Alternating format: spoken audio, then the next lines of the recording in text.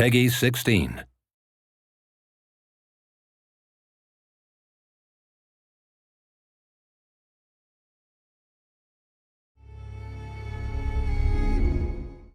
Hello world, I'm Patricia, and this is... Hi, I'm Dom. He is our... Campaign designer. Yes, and we're from Creative Assembly, and we are about to do a Let's Play video on the campaign map. So, do you want to walk me through what we're going to see today? Yep, well, we're going to begin off just by showing you the front end and introducing you to the factions that we've been revealing over the past while. Sweet. I mean, this is the front end at the moment. May change a little before we release, but you get the idea.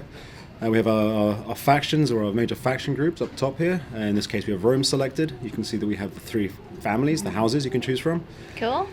Now, each major faction, that is Carthage or Rome, or each faction group, Eastern Empires, Britannic tribes, Gallic tribes, successor kingdoms, and Germanic tribes, have a sort of a unifying faction trait. Now, in the case of the Romans, they get this little experience gain rate boost to their heavy infantry, and they get some food production bonus across their provinces. Everyone likes bread. Everyone likes bread, and circuses. Yeah. And then these remaining three traits are actually specific to whichever faction or family you pick. So in the case of these guys, the Cornelia, we have they're great administrators, obviously important statesmen within Roman politics, so you get a little tax bonus.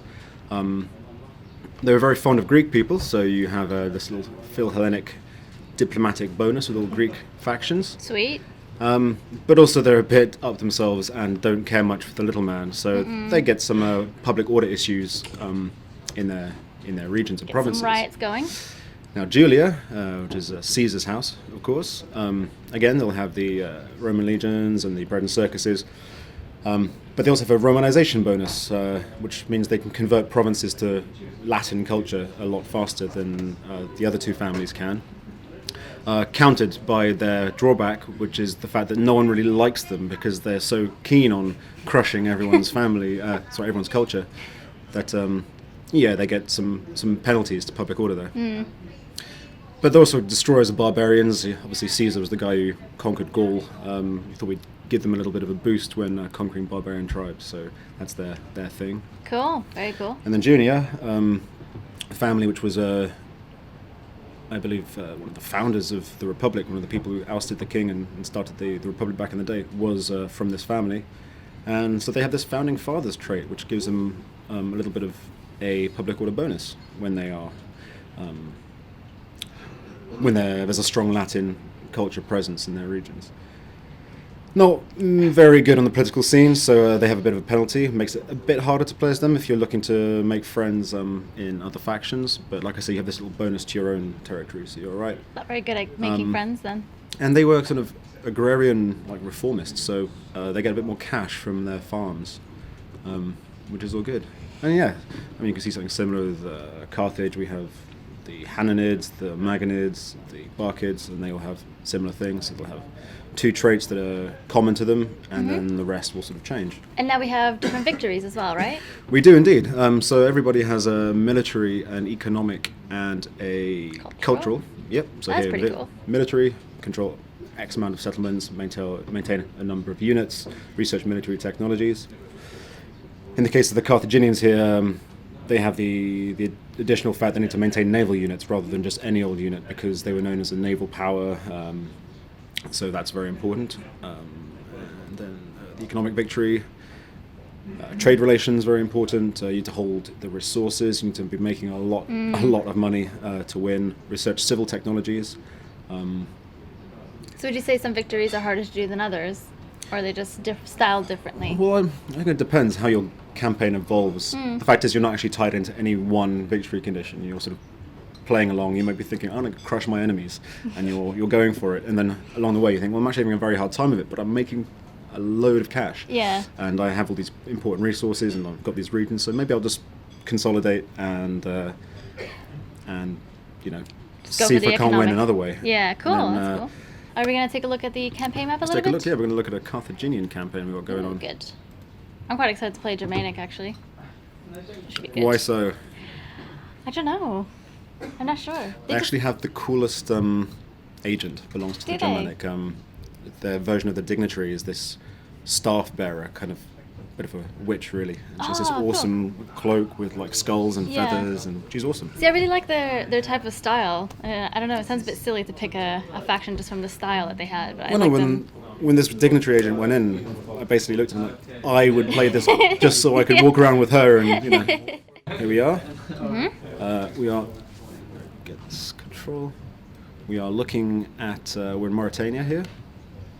So we sort of started all the way down here. This is Carthage, our capital. Cool. We also had a Huge. colony here in Lilybaeum and Caralis, as well as a small colony all the way over in Carthage, which actually means Carthage as well, but we felt it might be confusing to have several cities with the same name. Yeah.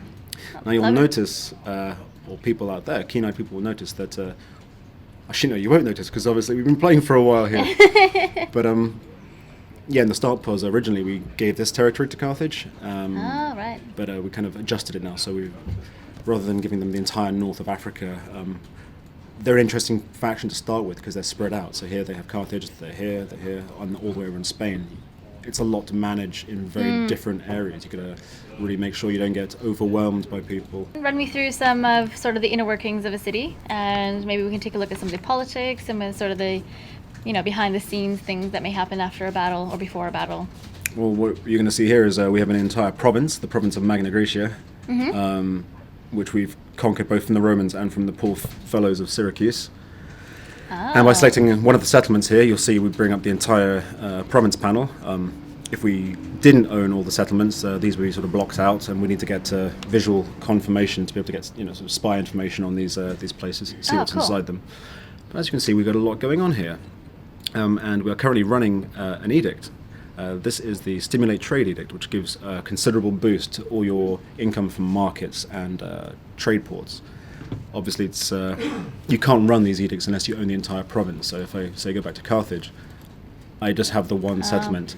I can max this out as much as I want, but unless I secure control of the other regions here, I'm not going to be able to just boost it with that extra bit of that extra sweetener that is the edict. So here, obviously, we want to make money. We've been trying to rake it in, prosecuting many wars. You need money. You can't kill people without money. Always need that money. But what else we can do here? We can rally the mercenaries. Now, the Carthaginians were very much known for their use of mercenaries. Their civilian fighting force was not very good. Lots of their own citizens were fighting in the navy, but so if you want to add to your mercenary units, you can, when you have an entire province, go to rally mercenaries. Look at the little green. Everyone's Yeah. celebrating.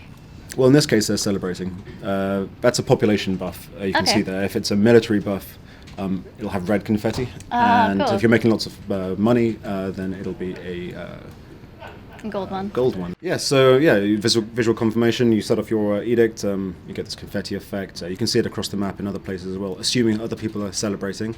But I think these guys cool. are cause to celebrate. Now you'll see here that the Etruscan League have actually kicked the Romans out of Rome, which is quite an unhistoric turn. Yeah. But hey, that's what this game is about. It's about creating the sandbox and exploring it. Making your own Making history. your own history, or letting the AI sometimes create its own history for you. So here we are. We have the overview map, which I'm sure many of you have seen. Sorry, we don't care about unrest right now. What we care about is the map. Is the map. Yeah, many of you have seen this in the E3 video, of course. The world is huge. Massive. And so these are all the people I know. It's actually quite tragic because, you look at this list. You see that Wow. Rome has been destroyed. Now there's lots of other people for us to kill, so it's not such a big deal. But look at all those people. Yeah. So we've done a bit of exploring. We've seen some ships around. You can see that we've got trade relations going on, and by trading with people further afield, you reveal more and more. As in Shogun 2, you have to encounter a faction before you can actually deal with them. Yeah. And you've made some enemies as well. Well, of course, not everyone is going to be on good terms. Like here, the Seleucids, for example, they have not much of a reason to like me. No. I'm dealing with their enemies. Sorry. You can see I've dealt with them in the past, so they have some goodwill. But when combined with the fact that I'm basically trading and being all pally with some of their worst enemies, Yeah. it doesn't add up very well. Are you going to try to rectify that, or are you just going to... Well, they're a bit far away for the moment. I'm sort of concentrating on this area here. Not a problem. The minute I start moving across, or if they survive and make their way across and start conquering, when we encounter each other, chances are it's going to start off very badly. Cool. And yeah, and this is someone who is, on good terms with me. We have the Celtiki, or however you want to pronounce that. Cool. Well, thank you so much, Dom, for taking me through this, and I guess see you guys around. I'll see you soon. Thank you for watching.